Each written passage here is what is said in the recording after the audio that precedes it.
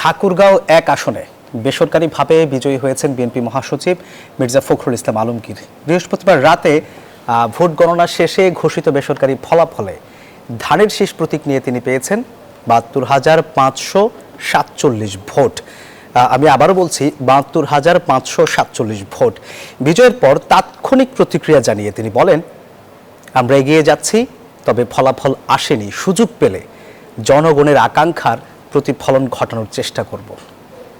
আমরা এগিয়ে আছি, ইনশাআল্লাহ আমরা মেজরিটি পাবো, অবশ্যই ভালো মেজরিটি পাবো এবং সেই মেজরিটি পেলে আমরা সরকারও গঠন করবো।